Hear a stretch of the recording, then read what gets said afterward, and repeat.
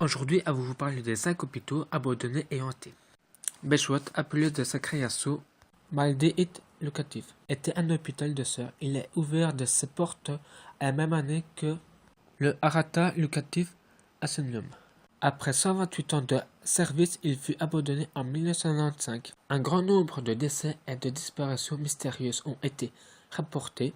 Dans les laboratoires étaient menées des expérimentations et des opérations. Les pratiques barbares étaient perpétrées. Les pauvres victimes erreraient encore. Ensuite, je vais vous parler de l'hôpital Dodson, a été construit en 1854. C'est une histoire de sinistre. Les patients les plus connus de l'hôpital étaient Jeanne Tampon, une tueuse de série ayant assassiné au moins 31 personnes lorsqu'elle était infirmière. Des rumeurs racontent que certains médecins et infirmières prenaient de force des patients et les ramenaient au sous-sol pour pratiquer des rituels satanistes. Les visiteurs se sentaient mal à l'aise devant la porte du sous-sol, même avant de pénétrer. Belcéréval, en Angleterre, fut le théâtre d'expériences psychiatriques obscures. La lobotomie frontale y a été expérimentée.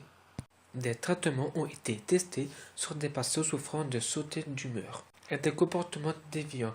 L'hôpital est ouvert en 1913 et fermé définitivement en 1997. Il est désaffecté de nos jours. Celui est pris pour les chasseurs de fantômes. En quatrième position, je vais vous parler de l'hôpital Kangui de Saint-Amour. Construit en 1935, il est réputé pour être un des lieux les plus hantés de Singapour.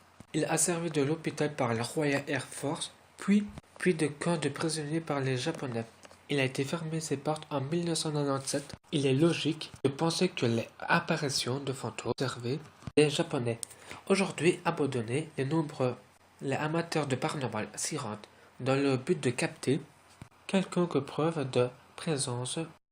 Ensuite, je vais vous parler de Nocton Hôpital. Cet hôpital fut jusqu'à la Première Guerre mondiale une splendide maison de maître. Elle a été utilisée par les Américains comme lieu de repos et de soins pour leurs soldats.